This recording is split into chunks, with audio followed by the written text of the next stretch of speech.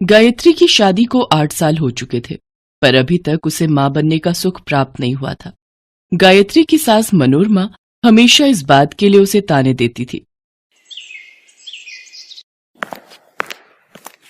ये लो मनोरमा बहन, मिठाई खाओ, मेरी बहू के पोता हुआ है। बस अभी अभी अस्पताल से ही आ रही हूँ, तो सोचा सभी पड़ोसियों का मुंह मीठा करवा दूं।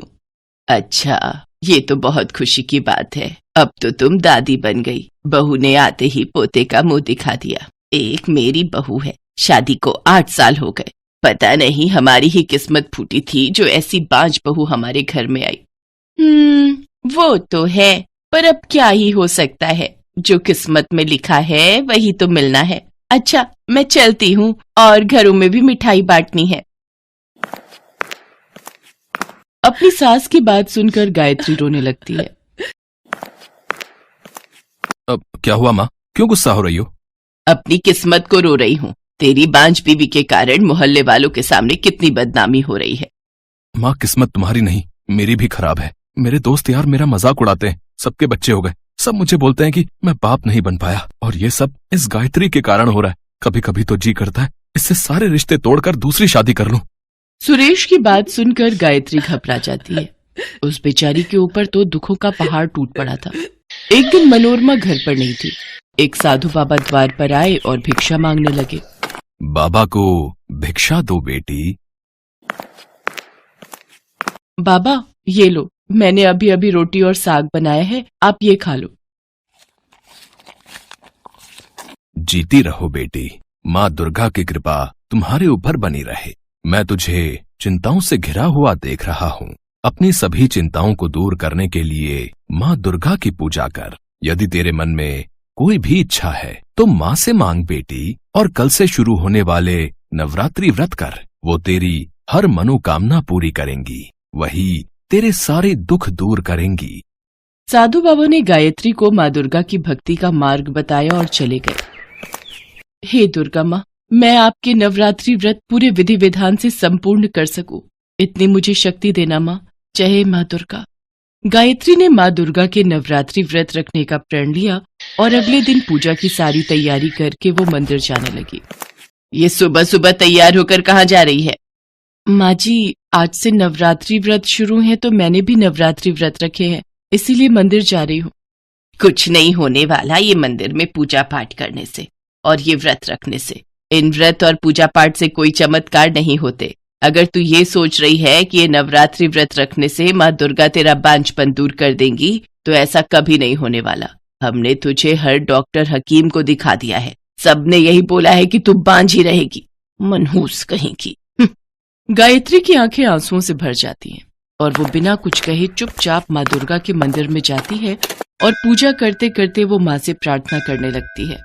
हे शेरों वाली मैया, आप तो सबकी मुरादें पूरी करने वाली हो, मेरी भी मुराद पूरी कर दो माँ, मेरी झोली भर दो माँ। मैं आपके द्वार आई हूँ, मेरी प्रार्थना सुनो माँ। गायत्री माँ दुर्गा की पूजा करके वापस आती है। तभी रास्ते में उसे रोती हुई एक छोटी बच्ची दिखाई देती है। गायत्री उस बच्ची के पास जाती है। क्या हुआ गुड़िया रानी, तुम रो क्यों रही हो? और तुम्हारे माता पिता कहाँ हैं? मेरे माता पिता कहीं खो गए। मैं बिल्कुल अकेली हो गई हूँ। मैं ऐसे इस बच्ची को अकेले छोड़कर नहीं जा सकती। अब चलो, तुम मेरे साथ चलो। जब तक तुम्हारे माता पिता नहीं मिल जाते, तुम मेरे साथ ही रहना। गायत्री छोटी बच्ची को अपने साथ घर ले आती है। ये किसे पकड़ लाई है? किसकी बच्ची है ये? माँ जी, ये अपने माता पिता से बिछड़ गई है, बहुत रो रही थी, इसलिए मैं इसे घर ले आई। हमने कोई अनाथ आश्रम खोल रखा है जो सड़क पर चलते भिखारियों के बच्चों को अपने घर में जगह दे दे? खुद तो तू अपने बच्चे कर नहीं पाई, बांझ कहीं की, ऊपर से ये अनाथ बच्ची और उठाकर ले आई है। भगवान जाने किसकी बच्ची है ये। जा, इसे वहीं छोड़कर आ। ऐसे किसी की भी बच्ची को घर में थोड़ी रख लेंगे। माँ जी, ये आपको बिल्कुल परेशान नहीं करेगी। जब इसके माता पिता मिल जाएंगे तब ये चली जाएगी। कृपया करके इसे यहाँ रहने दीजिए। रहने दो माँ, बेकार में ये रो रो कर पूरे घर को परेशान कर देगी। तुम इसकी वजह से परेशान मत हो। मैं वैसे भी इससे बहुत जल्दी छुटकारा पाने का उपाय सोच रहा हूँ। जा, ले जा और जी भर कर प्यार कर ले इसे। खुद के बच्चे तो तू प्यार करने के लिए पैदा कर नहीं सकती। गायत्री उस बच्ची को कमरे में ले जाती है। तुम बैठो, मैं तुम्हारे लिए खाने का कुछ लाती हूँ।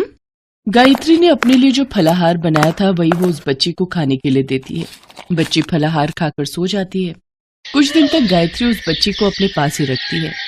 गुड़िया रानी, कल दुर्गा अष्टमी का दिन है। कल मैं घर पर कन्या पूजन करूंगी। चलो, मैं तुम्हें बाजार से कुछ नए कपड़े खरीद कर दे देती हूँ। तुम बहुत अच्छी हो माँ। तुमने मुझे माँ कहा, एक बार फिर से बोलो, माँ। गायत्री बच्ची को गले से लगा लेती है और फूट फूट कर रोने लगती है। अगले दिन दुर्गा अष्टमी का दिन था। गायत्री बच्ची को बहुत सुंदर तैयार करती है। गायत्री कन्या पूजन की तैयारी कर रही थी, तभी मनोरमा आती है और गुस्से में भरी सब कुछ हटाने लगती है। बहुत हो गया तेरा ढोंग। अब ये बच्ची यहाँ नहीं रहेगी और ना ही कोई कन्या पूजन होगा। मनोरमा पूजा घर के आगे रखे सामान को हटाने लगती है, तभी उसकी आंखों के आगे अंधेरा आ जाता है।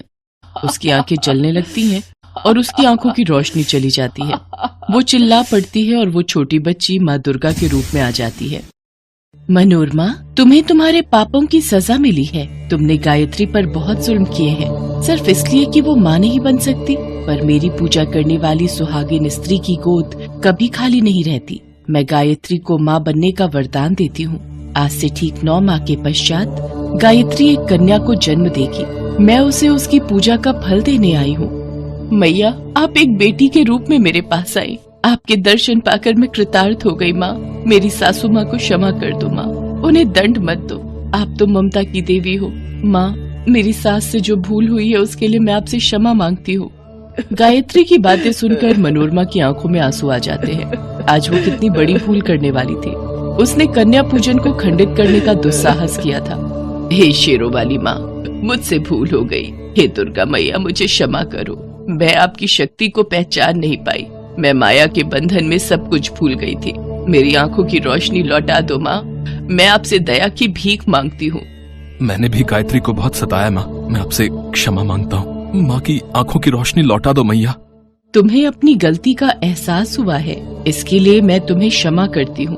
पर ध्यान रहे, इस धरती पर प्रत्येक कन्या मेरा ही स्वरूप है। इसलिए जो कोई भी कन्या पर अत्याचार करेगा, तब मैं दुर्गा रूप में उन्हें दंड देने अवश्य आऊंगी। आज गायत्री के कहने पर मैं तुम्हें क्षमा कर रही हूँ। गायत्री, तुमने मेरे नवरात्रि व्रत विधि पूर्वक किए हैं, इसलिए अब अपने परिवार के साथ मिलकर कन्या पूजन करो। जिस घर में भी कन्या की पूजा होती है, उन पर मेरी कृपा सदैव बनी रहती है और उस घर में सुखों का वास होता है। गायत्री को आशीर्वाद देकर माँ दुर्गा अंतर्ध्यान हो जाती हैं और देवी दुर्गा के आशीर्वाद से ठीक 9 माह के पश्चात गायत्री एक बेटी को जन्म देती है। गायत्री की बेटी माँ दुर्गा के आशीर्वाद से हुई थी, इसलिए गायत्री अपनी बेटी का नाम दुर्गा रखती है। बेटी दुर्गा के आ जाने से गायत्री के जीवन में खुशियां आ जाती हैं। माधव सुबह सुबह अपनी रिक्शा को लेकर रेलवे स्टेशन पहुंचा, पर शाम तक कोई भी सवारी उसकी रिक्शा पर बैठने को तैयार नहीं थी। बड़ी मुश्किल से 2-3 सवारियां ही मिली थी। आज भी मुश्किल से 2-4 लोग ही मेरे रिक्शा पर बैठे हैं। पता नहीं मेरे दुख के दिन कब दूर होंगे देवी मैया। अरे माधव भैया, अब तुम्हारी रिक्शा पुरानी हो गई है। लोग नई रिक्शा को छोड़कर भला तुम्हारी पुरानी टूटी रिक्शा पर क्यों बैठेंगे? खुद ही सोचो। है? अच्छा, चलता हूँ, सवारी को छोड़ना है। देवी मैया के भोग के लिए प्रसाद लेता जाता हूँ। गोमती शाम की आरती के लिए राह देख रही होगी। माधव, जो कि एक गरीब रिक्शा वाला है, माधव का रिक्शा काफी पुराना हो गया है, इसलिए उसकी रिक्शा पर कोई भी सवारी बैठने को तैयार नहीं होती, और तैयार हो भी जाए तो कम पैसे मिलते हैं। माधव बहुत गरीब है और साथ ही साथ शादी के 10 सालों बाद भी उसे औलाद का सुख भी नहीं मिला, इसलिए माधव और गोमती बहुत दुखी रहते हैं। माधव इतने दुख होने के बाद भी माँ दुर्गा से अपना विश्वास कभी नहीं उठाता। वो रोजाना अपनी कमाई में से 10 रुपए बचाकर देवी माँ के भोग के लिए शाम की आरती का प्रसाद लेकर ही घर जाता है, और नियम के अनुसार गोमती और माधव दोनों मिलकर देवी माँ की आरती और पूजा करते हैं। जय अम्बे गौरी मैया, जय श्यामा गौरी, तुमको निस दिन ध्यावत हरि ब्रह्मा शिवरी। जय अम्बे गौरी। हे देवी मैया, मेरे जीवन के दुख दूर करो माँ। आप तो ममतामयी माँ हो मैया, हमारी झोली में खुशियां दे दो देवी माँ, हमारी झोली में खुशियां दे दो। माधव और गोमती के आंसू निकल आते हैं। ये देख नारद मुनि माँ दुर्गा से कहते हैं, नारायण नारायण। हे माँ, हे जगत जननी, आपका भक्त माधव और उसकी पत्नी आपकी भक्ति करके भी इतने दुखी क्यों है माँ? आपका ये भक्त जो भी कमाता है उसमें से रोजाना आपके नाम के प्रसाद के लिए नियम से 10 रुपए अलग निकालता है। रोजाना आपका पूजन और आरती करता है। फिर भी इतनी पूजा के बाद भी इस भक्त के दुख दूर क्यों नहीं होते माँ? देवर्षि नारद, कई बार मनुष्य के पिछले कर्म उसके दुखों का कारण बनते हैं, पर माधव ने मुझे सच्चे हृदय से पुकारा है और मैं अपने भक्तों की पुकार अवश्य सुनती हूँ। आपके कहे अनुसार मैं अपने भक्त की सहायता अवश्य करूंगी, पर इसके लिए मुझे माधव की परीक्षा लेनी होगी। नारायण नारायण।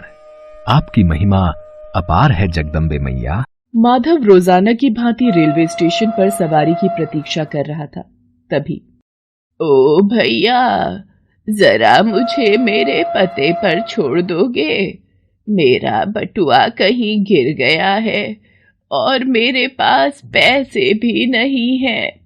माफ करो माता जी, इतनी धूप में पैसे की सवारी छोड़कर तुम्हें छोड़ने थोड़ी जाऊंगा। पागल समझा है क्या?